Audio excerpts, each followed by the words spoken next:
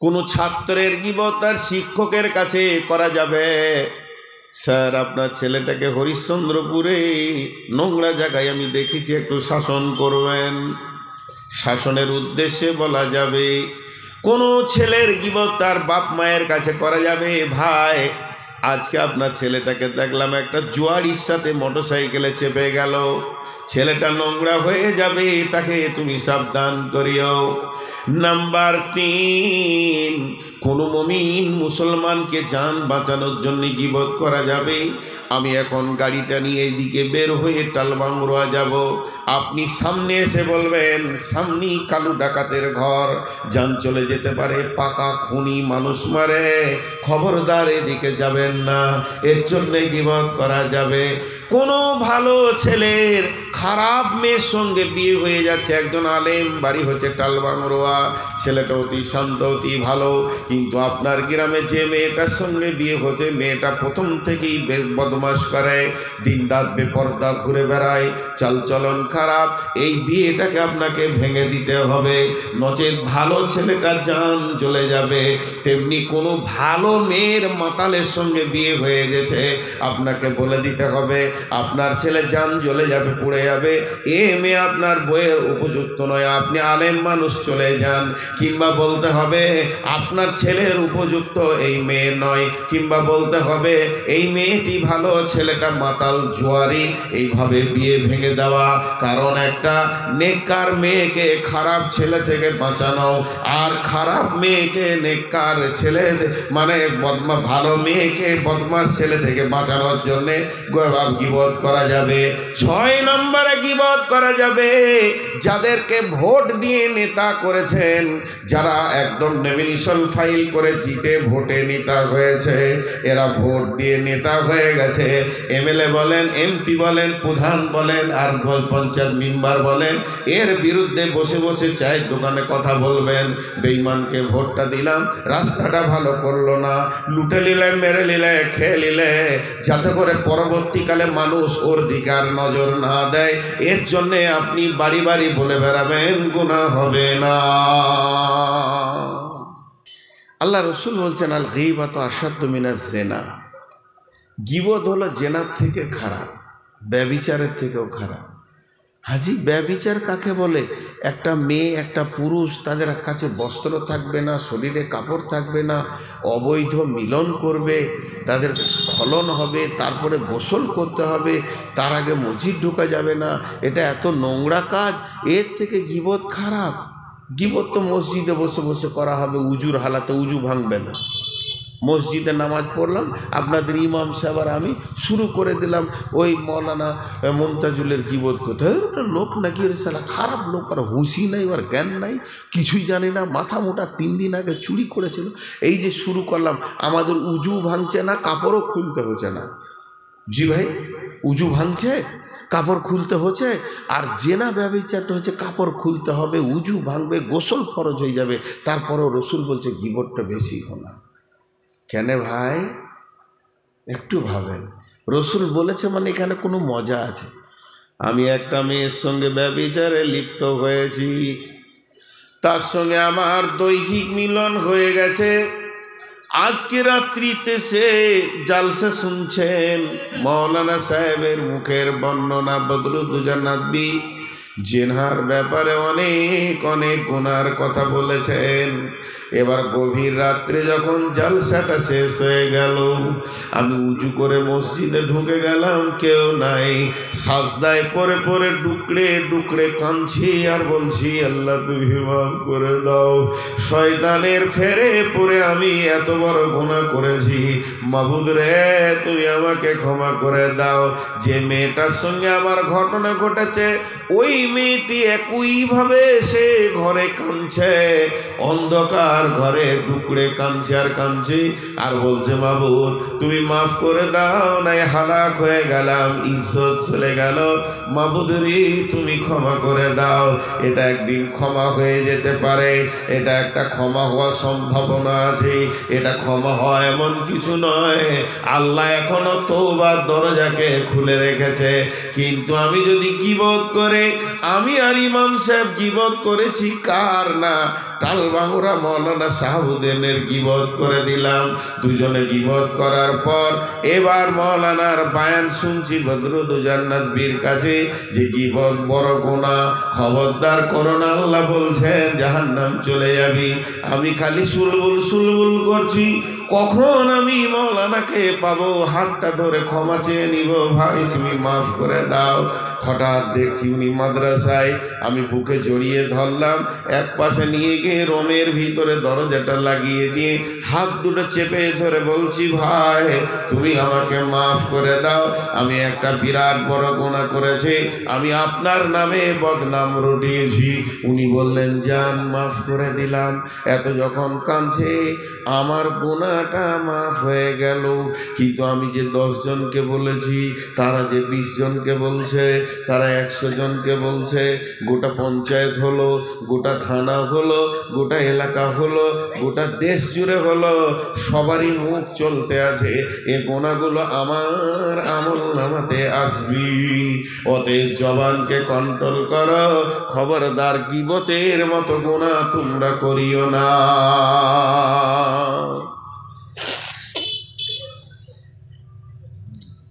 উঠিয়েন না, খুব শর্টে ছেড়ে দিব। এবার আমি আপনাদের কাছে লম্বা টাইম নিব না, আপনারা দেখতে পাচ্ছেন আমি কষ্ট পাচ্ছি।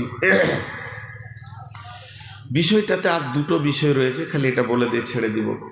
গীবত করা জায়েজ, গীবত করা যাবে। এতক্ষণ বললাম না জায়েজ, যাবে না, এবার বলছি জায়েজ।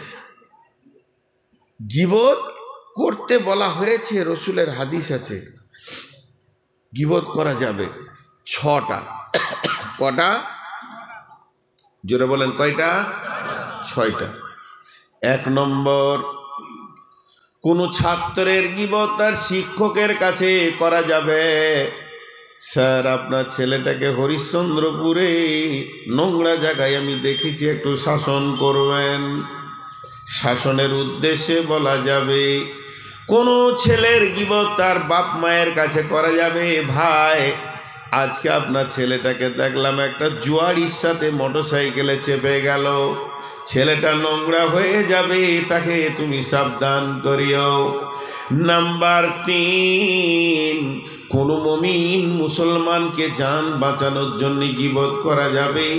আমি এখন গাড়িটা নিয়ে এইদিকে বের হয়ে টালবাংরা যাব, আপনি সামনে এসে বলবেন সামনেই কালু ডাকাতের ঘর, যান চলে যেতে পারে, পাকা খুনি মানুষ মারে, খবরদার এদিকে যাবেন না, এর জন্যে গীবত করা যাবে। কোনো ভালো ছেলের খারাপ মেয়ের সঙ্গে বিয়ে হয়ে যাচ্ছে, একজন আলেম, বাড়ি হচ্ছে টালবাংরা, ছেলেটা অতি শান্ত অতি ভালো, কিন্তু আপনার গ্রামে যে মেয়েটার সঙ্গে বিয়ে হচ্ছে, মেয়েটা প্রথম থেকেই বদমাশ করে, দিনরাত বেপরদা ঘুরে বেড়ায়, চালচলন খারাপ, এই বিয়েটাকে আপনাকে ভেঙে দিতে হবে, নচেত ভালো ছেলেটা জান চলে যাবে। তেমনি কোনো ভালো মেয়ের মাতালের সঙ্গে বিয়ে হয়ে গেছে, আপনাকে বলে দিতে হবে আপনার ছেলে জান চলে যাবে, পুড়ে যাবে, এ মেয়ে আপনার বইয়ের উপযুক্ত নয়, আপনি আলেম মানুষ চলে যান। কিংবা বলতে হবে আপনার ছেলের উপযুক্ত এই মেয়ে নয়, কিংবা বলতে হবে এই মেয়েটি ভালো, ছেলেটা মাতাল জুয়ারি, এইভাবে বিয়ে ভেঙে দেওয়া। কারণ একটা নেককার মেয়েকে খারাপ ছেলে থেকে বাঁচানো, আর খারাপ মেয়েকে নেককার ছেলে মানে ভালো মেয়েকে বদমাশ ছেলে থেকে বাঁচানোর জন্যে গীবত করা যাবে। 6 নম্বরে গীবত করা যাবে যাদেরকে ভোট দিয়ে নেতা করেছেন, যারা একদম নমিনেশন ফাইল করে জিতে ভোটে নেতা হয়েছে, এরা ভোট দিয়ে নেতা হয়ে গেছে, এমএলএ বলেন, এমপি বলেন, প্রধান বলেন, আর পঞ্চায়েত মেম্বার বলেন, এর বিরুদ্ধে বসে বসে চায়ের দোকানে কথা বলবেন, বেঈমানকে ভোটটা দিলাম, রাস্তাটা ভালো করলো না, লুটে নিলে, মেরে নিলে, খেয়ে নিলে, যাতে করে পরবর্তীকালে মানুষ ওর দিকে আর নজর না দেয়, এর জন্যে আপনি বাড়ি বাড়ি বলে বেড়াবেন, গুনাহ হবে না। কথাটা বুঝাতে পারলাম? এতগুলি লোক কেউ কিছু বলছে না। জি ভাই, বুঝাতে পারলাম? একবার পেছন দিকে তাকান, ওই 4-5 জনকে বসাইতে পারিনি, কিন্তু আমি যত বড়ই বক্তা হয় ওদের কাছে আমি হেরে গেছি। হ্যাঁ, আমি নামলেই মার্ডার করবে, ওরা দাঁড়িয়ে আছে, না টাকা পাবে আল্লাহ জানে, এত জায়গা থাকতে বসছেন। এই বসাটার গুরুত্ব যদি দিই, কোরআনে আছে বসার জন্য কথা, তাফাসসাহু ফিল মাজালিসি ফাফসাহু ইয়াফসাহিল্লাহু লাকুম। আল্লাহ রসুল, আল্লাহ তাবারাক ওয়া তাআলা ইসলামের এমন একটা কানুন নাই যে ব্যাপারে মুখ খুলেননি। এখন আপনাদের সামনে একটা মজার কথা শোনায়, গীবতকারীরা জান্নাতে যাবে না, গীবতকারীরা জান্নাতে যাবে না। এই দেশটাকে জ্বালিয়ে খেয়েছে কারা? আপনার গায়ে যদি 50টা চোর থাকে, 12টা ডাকাত থাকে, 4টা পকেটমার থাকে, আর চরিত্রহীন লুচ্চা যদি 5-7টা থাকে, ব্যভিচার রান্ডি যদি 20-25টা থাকে, তো সমাজের ক্ষতি করবে না, ওরা নিজেরাই ক্ষতি হয়ে যাবে। কিন্তু যদি 3টে ভেদানি লোক থাকে, তো গোটা ঘাটাকে জ্বালিয়ে দেবে। কথাটা বোঝাতে পারলাম? আমার কথাটা বুঝতে পেরেছেন কি না? এই কি হলো তোমার? যাও যাও, সামনে থেকে যাও, শেষ দিকে আর আসিস না রে বাপ, এমনি রোগা মানুষ, প্রেশার হাই আছে, এখান থেকে কিল ছুঁড়ে দেবো, পেটে তখন আঁতুড়িতে গিঁট লেগে যাবে। লাও, ওইখানেই ঘুরুক ঘুরুক করছে, যাও তুমি সামনে থেকে যাও। 3টে যদি ফালতু কথা বলনেওয়ালা লোক থাকে আর গীবত করনেওয়ালা থাকে, তাহলে পুরা দেশটাকে জ্বালিয়ে দেবে। আর যারা গীবত করে, ফালতু কথা বলে, তারাই দেশকে জ্বালায়। এবার ওরা জান্নাতে যাবে না কেন? জান্নাতের পরিবেশ হচ্ছে অতি মলিন, ঠান্ডা, কিলান সালামান সালাম, সালাম আলাইকুম, সালাম আলাইকুম, সালাম আলাইকুম, শান্তি আর শান্তি। তাহলে এরা যদি ঢুকে, তো এই পরিবেশটা ঠিক রাখবে? আরে বলে রাখবে? একটা উদাহরণ দিই, আপনাদের মসজিদে রান্না বান্না চলছে, মসজিদে এই রান্না বান্না চলছে, তো 20 কেজি খাসির মাংস নিয়ে এসছে কমিটি। ভাবিয়েন না যে আমি আবার খাসি খেয়েছি, ধারণা করেন না, এটা উদাহরণ দিছি। এবার বাবুর্চিকে বলছি স্পেশাল করে রান্না করো।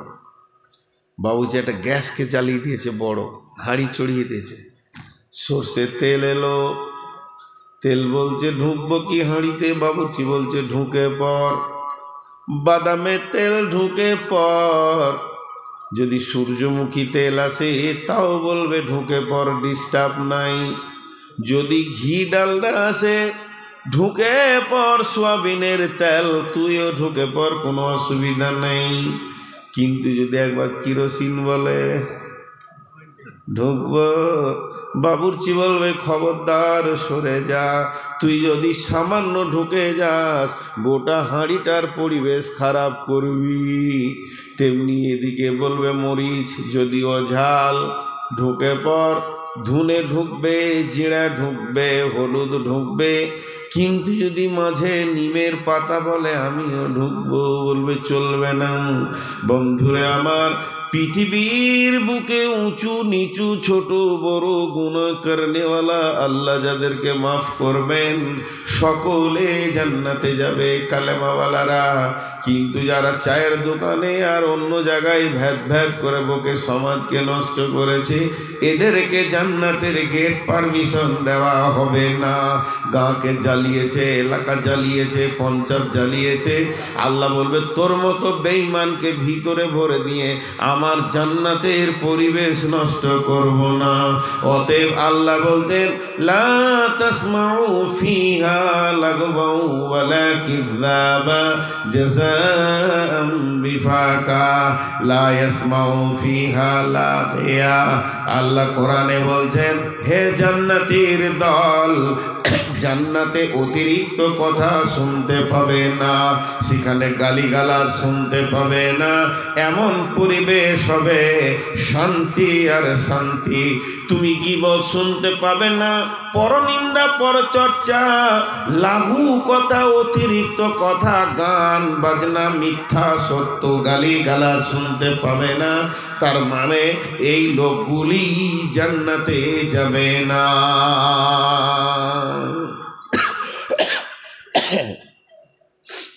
আর একটা কথা,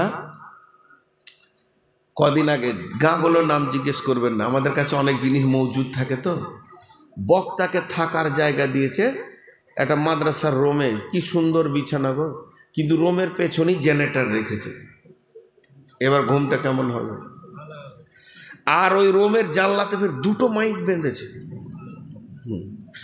গত কয়েকদিন আগে এই বিহারে কাটিহারে একটা জালসায় গিয়েছিলাম, মাদ্রাসায় যে রোমে থাকতে দিয়েছে ওর ছাদে 8টা মাইক দিয়েছে।